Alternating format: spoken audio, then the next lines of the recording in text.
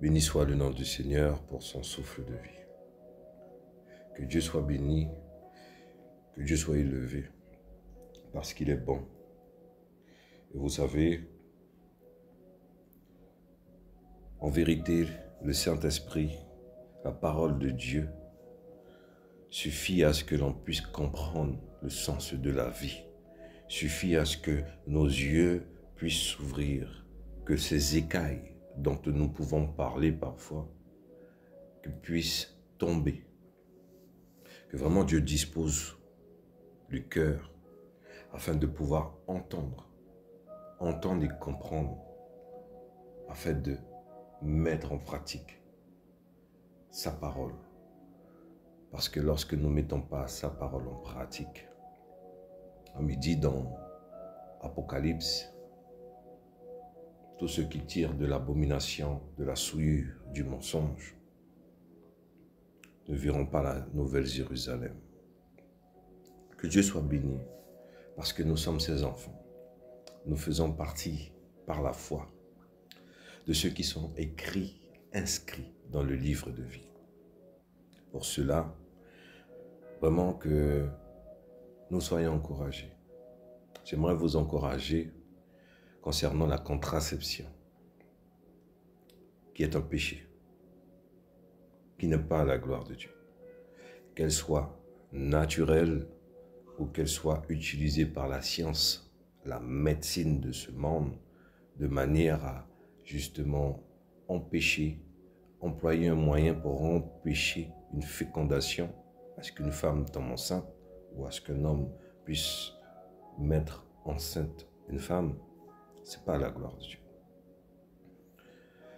Ne soyons pas dans des raisonnements d'hommes, des raisonnements humains, ou dans beaucoup trop d'assemblées aujourd'hui. Beaucoup de pasteurs, beaucoup de ceux qui prêchent la parole parlent de conviction. Tout ce qui n'est pas fruit d'une conviction est péché.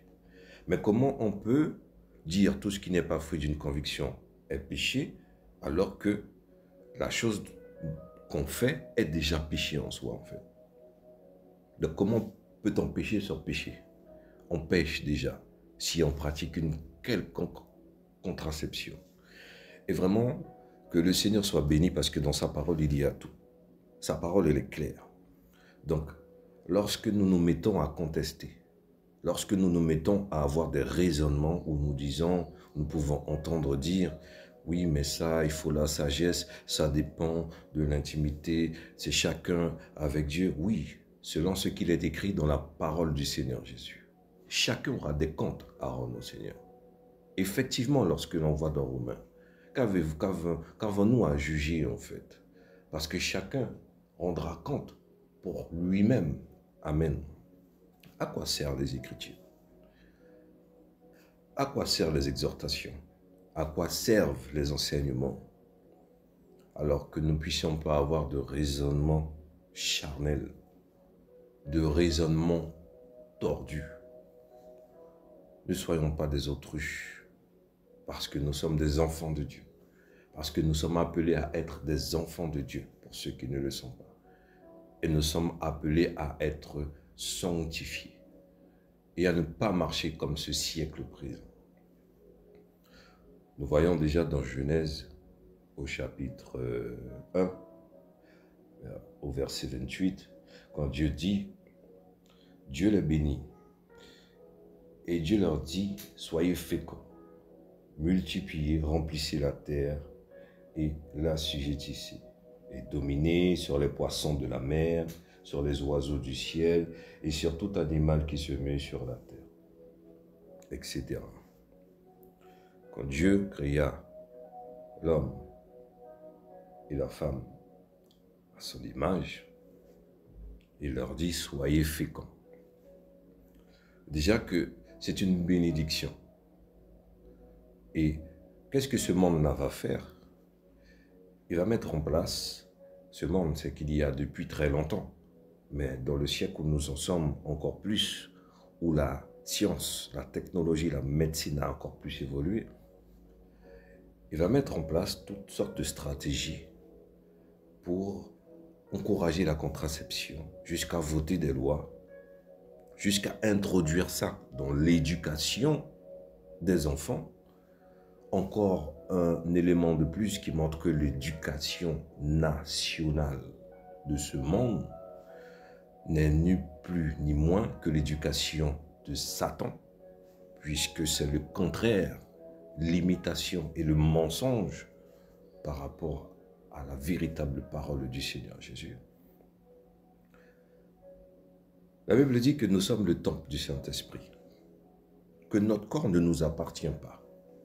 Et qu'est-ce que le monde va dire? Le monde va dire que la femme a le droit de faire ce qu'elle veut de son corps. La Bible nous dit, aux Corinthiens, que le corps de la femme ne lui appartient pas, appartient à son mari, de même que le corps du mari appartient à la femme. Et vraiment, il y a tellement de choses à dire, mais j'essaierai de rester concentré concernant la contraception, qui n'est pas la gloire de Dieu, qui est un péché. Nous pouvons aller dans Genèse 38. Genèse 38, à partir du verset 1. En ces temps-là, Judas s'éloigna de ses frères et se retira vers un homme d'Adullam nommé Hira. Là, Judas vit la fille de Cananéen nommée Shua.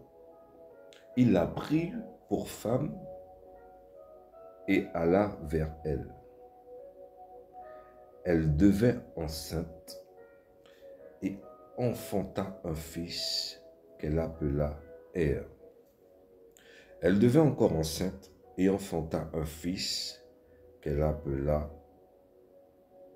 Onan. Donc là, on parle des deux enfants de Judas, Er, et le deuxième, Onan. Elle enfanta de nouveau un fils qu'elle appela Shéla. Judas était Zib quand elle l'enfanta. Judas prit pour Er, son premier-né, une femme nommée Tamar. Er, premier-né de Judas, étant méchant aux yeux de l'Éternel, et l'Éternel le fit mourir.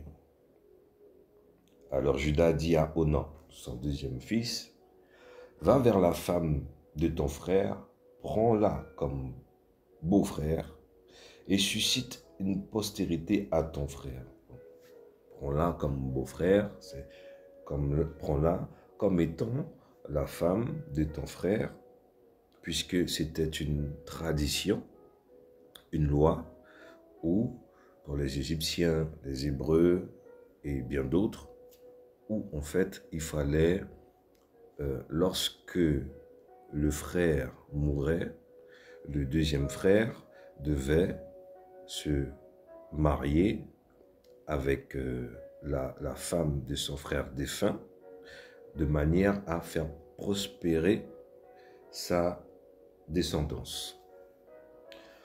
Au verset 9. Onan, sachant que cette postérité ne serait pas à lui, se souillait à terre lorsqu'il alla vers la femme de son frère, afin de ne pas donner de postérité à son frère. Donc, au verset 9, je reprends. Onan, sachant que cette postérité ne serait pas à lui, se souillait à terre lorsqu'il alla vers la femme de son frère, afin de ne pas donner de postérité à son frère. Là, ici, là, quand il est écrit se souillait à terre, c'est-à-dire que la semence, donc autrement dit, plus crûment dit, le sperme, qui devait être naturellement aller dans l'organe génital de la femme, alors il le jeta à terre, parce qu'il ne voulait pas donner de postérité à son frère. selon ce que disait la loi de Livrade. Alors, continuons. Ce qu'il faisait, au verset 10, déplut à l'Éternel, qui le fit mourir. Donc, le fait qu'il jetait sa semence par terre, lorsqu'il alla voir la femme de son frère défunt, donc lorsqu'il avait son intimité avec elle, il refusa de pouvoir en fait lui donner une postérité, de la féconder, alors ça n'a pas plu à l'Éternel. Au verset 10, je répète, ce qu'il faisait déplut à l'Éternel, qui le fit aussi mourir. Vous voyez, Dieu, qui a horreur du péché, vous savez, c'est le même qu'hier. Le Dieu de Genèse est le même Dieu d'aujourd'hui, le Dieu de la fin des temps. Il fait aussi, il corrige aussi, il réprimande aussi. Que Dieu soit béni.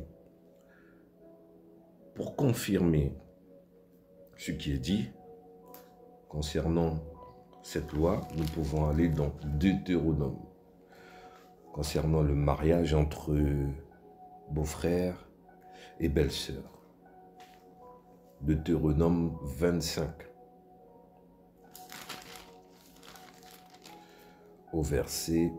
À partir du verset 5. Lorsque des frères demeureront ensemble et que l'un d'eux mourra sans laisser de fils, la femme du défunt ne se mariera point au dehors avec un étranger, mais son beau-frère ira vers elle, la prendra pour femme et l'épousera comme beau-frère. Le premier-né qu'elle enfantera succédera au frère mort et portera son nom, afin que son nom ne soit pas effacé d'Israël. Si cet homme ne veut pas prendre sa belle-sœur, elle montrera à la porte vers les anciens et dira, « Mon beau-frère refuse de relever en Israël le nom de son frère. Il ne veut pas m'épouser par droit de beau-frère. » Les anciens de la ville l'appelleront et lui parleront. S'il persiste, il dit, « Je ne veux pas la prendre. » Alors sa belle-sœur s'approchera de lui en présence des anciens, lui ôtera un soulier du pied et lui crachera au visage. Et prenant la parole, elle dira, « Ainsi sera fait à l'homme qui ne relève pas la maison de son frère. » Donc là, il s'agit du mariage entre beau-frère et belle-sœur. Donc c'était une loi à l'époque qui s'appelle encore Lévira, puisque c'est encore pratiqué dans certains pays. Et pour pouvoir se détacher de cette loi, pour pouvoir ne pas être sous ce joug, entre guillemets, alors ce qui se passait, si l'homme ne voulait pas de la femme de son frère défunt, il y avait cette cérémonie là où il fallait appeler les anciens de la ville, etc. Et comme elle dit, après, en fait, lui cracher au visage et lui retirer un soulier, de façon à l'appeler maison, et au verset 10, « Et sa maison sera appelée en Israël la maison du déchaussé. » Donc, cette loi qui s'appelle la loi Alista, c'est la cérémonie Alista, pour pouvoir annuler la loi Lévirate. Maintenant, concernant en fait Genèse 38, au nom, nous voyons que bibliquement, donc il y avait cette loi. Au nom, qu'est-ce qu'il a fait? Il ne voulait pas donner une postérité à son beau-frère, donc il jeta ses semences par terre. Et pourquoi prendre ces passages par rapport à la contraception? Parce que lorsque vous pouvez aller faire des recherches, le mot onanisme, donc c'est dans sa définition en soi, ça concerne tout ce qui est masturbation, des choses qui, voilà, qui ne sont pas à la gloire de Dieu. Et en fait, c'est tiré du nom Onan biblique. Onan, celui qui est mort parce qu'il jeta sa semence par terre en dehors de l'appareil génital de la femme. Et bien, vous voyez, pourtant, beaucoup on peut dire et beaucoup peuvent dire que c'est naturel, que c'est pas mal. Mais en fait, Dieu nous dit, soyez féconds. C'est Dieu qui décide, c'est Dieu qui donne, c'est Dieu qui reprend. En l'homme, il y a une source qui amène la vie lorsqu'il y a fécondité avec la femme, qui rend la femme féconde. Vous savez, c'est un péché, c'est une contraception de l'homme, une forme de contraception chez l'homme, de retirer son appareil avant que sa semence ne sorte et de la jeter à l'extérieur de là où elle doit aller. Ça fait partie aussi de la contraception naturelle. Et ce n'est pas parce que quelque chose est naturel que ça veut dire que ça plaît à Dieu. C'est comme les traditions. Ce n'est pas parce que quelque chose est traditionnel, qui est comme habituel, qui est comme naturel, que ça veut dire que ça plaît à Dieu. Pas du tout. Ne soyons pas dans de mauvais raisonnements, n'ayons pas de vains discours, ne soyons pas séduits par nous-mêmes. Ce que Dieu nous a demandé, c'est d'être féconds. Maintenant, c'est Dieu qui donne, c'est Dieu qui décide. Et ce qui se passe avec ce siècle présent, il y a tellement de désordre, il y a tellement le diable a tellement déformé dans la tête de tout un chacun de ce siècle présent et passé même. Le diable a déformé la compréhension, la conception de ce que c'est réellement la vie, de ce que c'est le mariage, le couple, l'intimité. Dans l'éducation nationale, on veut parler de SVT, le fait d'apprendre le corps, etc. Mais toutes ces choses-là, en vérité, c'est vrai, on a un nez, c'est vrai, on peut comprendre notre anatomie. Mais en vérité, derrière toutes ces choses-là, il y a un but. Il y a un but, c'est de faire connaître à l'homme son corps de manière à ce qu'il en devienne maître. C'est ce que nous voyons. Ce système, ce monde apprend aux femmes maintenant, qui sont beaucoup devenues féministes, aux femmes féministes, et dans le monde chrétien, dans le monde des croyants, il y a encore plus de féministes que dans le monde. Ces femmes-là disent, j'ai ma carrière, j'ai mon travail, je ne veux pas, je ne veux pas. Mais c'est simple, mes sœurs, c'est simple, femme. Si tu ne veux pas d'enfant, tu n'as pas de rapport. Parce que tu es libre, il y a l'abstinence. Ça, c'est un moyen de s'abstenir. Et même dans l'abstinence, qu'est-ce que Dieu nous dit? Nous pouvons regarder dans 1 Corinthiens 7. 1 Corinthiens 7. À partir du verset 3. Que le mari rende à sa femme ce qu'il lui doit, et que la femme agisse de même envers son mari.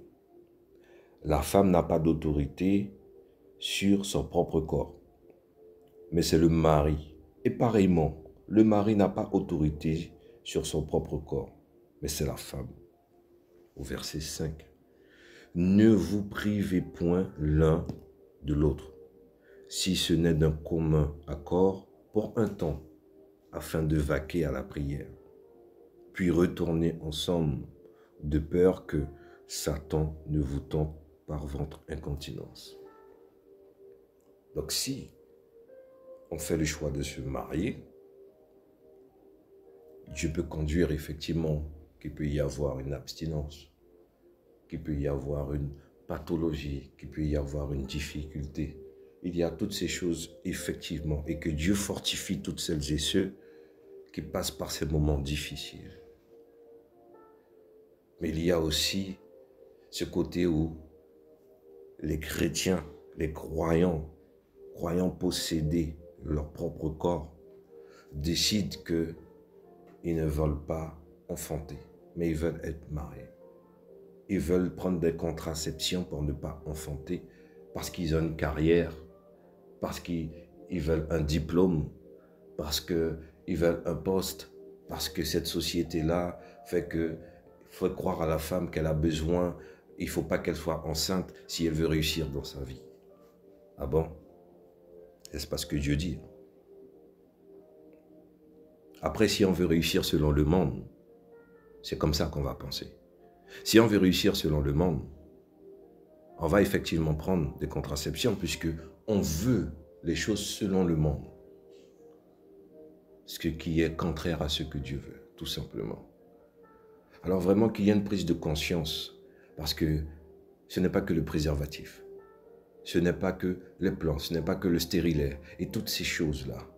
Il y a aussi chez l'homme cette contraception qui est subtile, le fait de jeter sa semence par terre. Ce qui contient la vie. Et vraiment, que ce soit l'homme, la femme, que vraiment Dieu permette de prendre conscience qu'il y a effectivement dans l'intimité de chacun, avec Dieu, son mari et sa femme, ils verront comment Dieu peut les aider. Parce que tout le monde n'est pas pareil, mais il y a une réalité. Lorsque nous sommes mariés, mon corps ne m'appartient pas, il appartient à ma femme. Et le corps de ma femme ne m'appartient pas, il m'appartient. Mais toujours dans une pureté.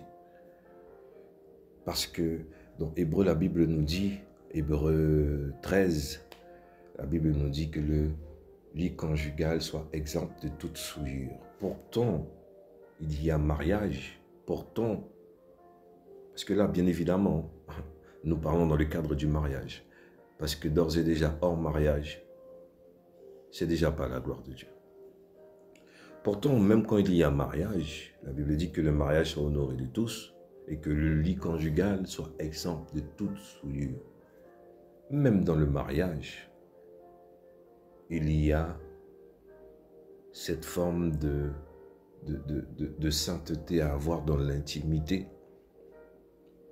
Parce qu'en fait, le monde a vraiment détourné l'utilisation des rapports sexuels.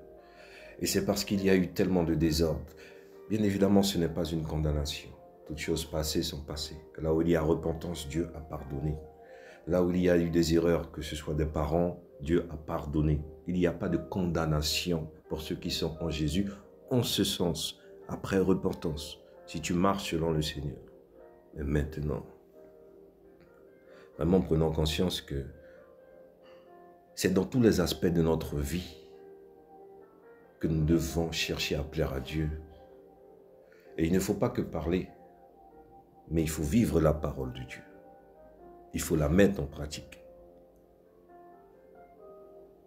Si nous voulons aller dans la nouvelle Jérusalem, là où le nom de chacun est inscrit dans le livre de vie, ceux qui sont élus, appelés enfants de Dieu. Ne vous laissez pas séduire par de vains discours, par des prêches qui peuvent parler de contraception sans condamner toute forme de contraception. Parce que c'est un péché. Parce qu'en fait, c'est qu'on décide de dire là maintenant moi je veux, là maintenant moi je ne veux pas. On a le droit de ne pas vouloir. Attention, on a le droit de ne pas vouloir. Mais on ne peut pas ne pas vouloir en pratiquant quelque chose que Dieu n'a pas demandé de faire. En pratiquant quelque chose où on veut prendre un plaisir mais de l'autre côté, ne pas avoir les conséquences. On veut consommer, mais ne pas avoir les conséquences. Toute chose que l'on fait, il y a une conséquence. On mange de la nourriture, la conséquence, c'est qu'après on va à la selle. Il faut qu'on jette cette nourriture. On boit de l'eau, la conséquence, c'est qu'on va uriner. Tout ce que l'on fait, tout ce que l'on ingère dans notre corps, il y a une conséquence. Et la conséquence donnant de sa pratique de contraception naturelle pourtant, ce fut la mort. Alors bien évidemment, Dieu est tellement bon. Ça ne veut pas dire qu'il va nous faire mourir comme il a fait Onan et son frère mourir à cause de leur attitude, de leur pratique.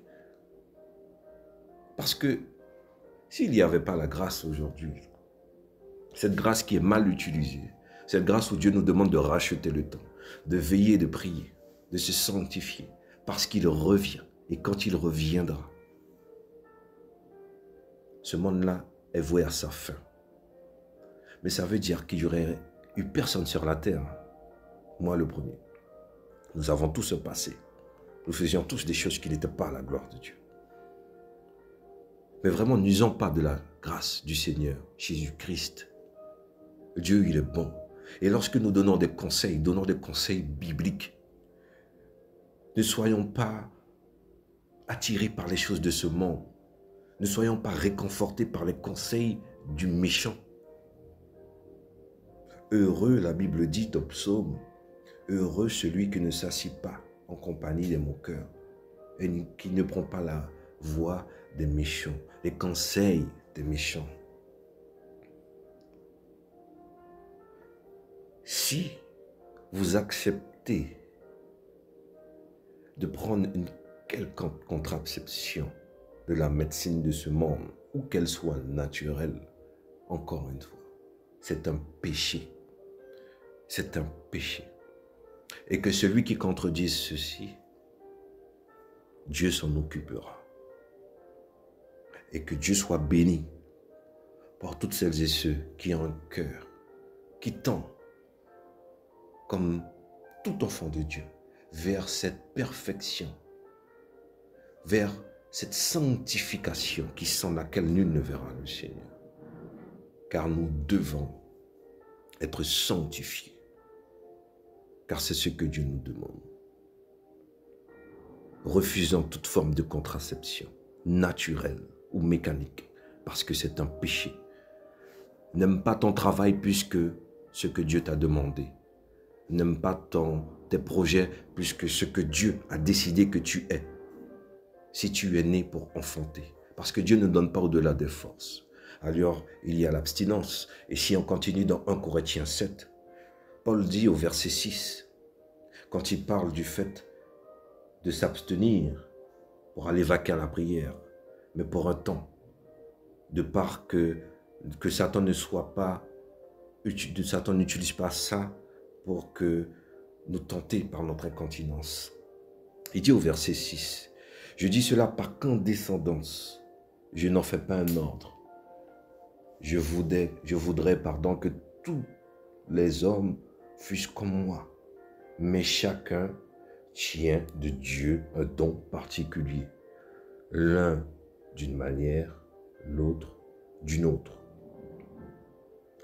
À ceux qui ne sont pas mariés et aux veuves, je dis qu'il leur est bon de rester comme moi, célibataires seuls.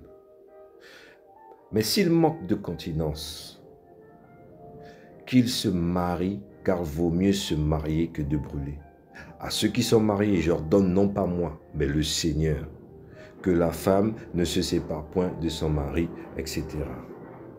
Et vraiment, que le Seigneur soit béni, car lorsque Paul dit par condescendance, donc par hauteur et bienveillance, ce n'est pas par mépris, mais c'est que lui n'est pas à ce niveau-là, puisqu'il n'était pas marié. Et lorsque ceux qui sont mariés, ça s'occupent des choses du monde, Le mari s'occupe de plaire à sa femme, la femme s'occupe de plaire à son mari. Alors pour ces personnes-là, il y a effectivement la maîtrise de soi, donc le fruit de l'esprit, le renoncement aux œuvres de la chair, le fait de dompter son corps, qui amène aussi l'abstinence dans ce cadre-là, mais véritablement, que nous puissions comprendre que la maîtrise de soi est aussi l'abstinence. Et si nous ne pouvons pas traiter durement notre chair, notre corps, par rapport à cela, parce que s'il n'y a pas de contraception naturelle ou mécanique, et que non, on veut éviter certaines choses, c'est un droit de ne pas vouloir. Mais maintenant, là où il doit y avoir l'équilibre, c'est que l'homme et la femme sont faits pour avoir une intimité. Alors à ce moment-là, s'il y a une quelconque retenue à avoir, ce qui est un droit, alors que ça soit fait selon ce que Dieu demande. Et attention à ce que ça ne soit pas fait selon la propre force, selon la chair, pour ne pas laisser de porte ouverte, ne pas être une occasion de chute ni pour ton mari, ni pour ta femme. Et que véritablement nous faisons confiance à Dieu. Parce que tout ce que Dieu a fait est bon. L'abstinence, c'est bon. L'intimité de l'homme et la femme mariés dans le Seigneur, c'est bon. Et tout ce qui est et vient de Dieu est bon et parfait. Alors ne rejetons pas ce que Dieu approuve. Nous pouvons aussi voir dans Proverbe 5, du verset 15 à 18. Je vous encourage à lire. Il parle de sources et de fontaines. C'est l'image du fait qu'il ne faut pas partager cette semence avec n'importe qui, mais qu'il faut que ça soit avec sa femme. Je mettrai le verset en description. Et surtout, vérifiez ce qui est dit. Lisez, ouvrez la Bible, faites vos recherches et vous verrez, Dieu agira. Que le Seigneur soit béni. À lui soit toute la gloire. Au nom de Jésus-Christ. Amen.